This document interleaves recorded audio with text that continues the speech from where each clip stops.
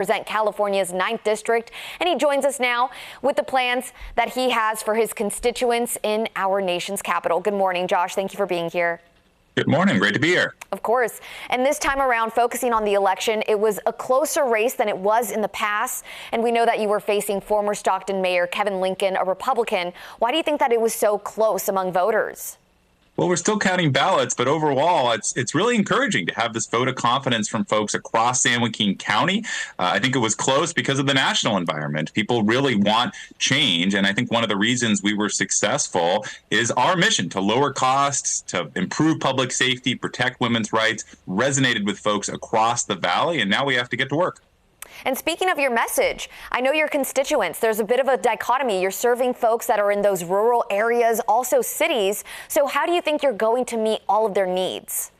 We have one of the most diverse communities anywhere in America. Stockton's one of the most diverse cities we have, but folks are united by what needs to happen next. One of our dairy farmers told me, I don't have Republican cows or Democratic cows. I just have cows that need help. And I think that pragmatic spirit really unites folks across the Central Valley. And that's why the number one thing that I've heard from folks is that we have to do more to lower costs, to cut the gas tax, to hold PG&E accountable for their price increases, and make sure that families can afford to live in the Valley once again. People care more about that than the color of your jersey. Of course, the cost of living, it's a concern not only for folks here in California, throughout the nation. And we saw a trend. We saw a lot of counties and states turn red.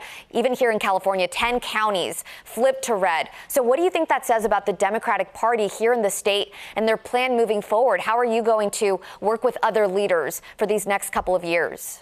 I think people are really frustrated. They're exhausted by the grocery prices, the gas prices, the living prices that they've seen over the last couple of years. And the message from voters this year is they want change. And I'm willing to work with anybody, Republican, Democrat, Independent, to actually work to make progress on that. If the incoming administration is going to honor their promises and lower prices, then I'm willing to work with them to get things done. If they're going to do more things that are going to undermine rights and hurt folks across the valley, I'll be the first one to stand up to them. Hopefully it's the former, because we have a lot of challenges that need solving. And we're also seeing a similar trend also when it comes to the House and the Senate. They're both now being controlled by Republicans. So as you get ready for this next term and this next administration, how do you think you're going to strategize with other representatives? Yeah, look, at our election night party, we had Republicans, Democrats, Independents. That's the whole spirit of the Valley. I'm one of the most bipartisan members of Congress, not by compromising on values, but by trying to identify common ground. And now we're going to need that more than ever. The most of the issues that the Valley has, whether it's protecting our water supply or lowering costs, are not really all that partisan. We just need folks to get results as opposed to spend their time bickering on cable news shows all night. And I'm happy to work again with anybody to make sure that we can make progress. Do you think that this could pose a potential stall when it comes to getting legislation through? Or do you think because one side is dominant, things will get passed pretty easily? Well, the margins are still very, very close. I mean, we're going to be looking at a congressional margin that's only a handful of votes. And so I think when you look at that environment, we can't spend our time just in one little bubble. We have to be able to reach across the aisle to actually get things done. So my hope is that given just how polarized the country is and just how close these congressional margins are, that's going to pull people towards the center and looking for more compromise as opposed to, towards the ends of our political spectrum where they just spend time yelling at each other. It sounds like that's a focus that you keep coming back to, finding common ground among voters from both sides of the aisle. And what else do you want to tell your constituents as you head into your next term?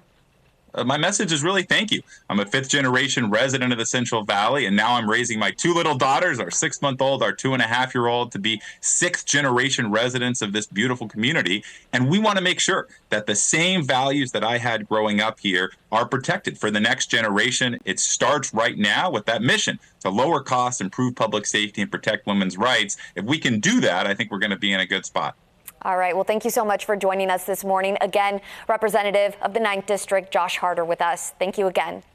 Thank you.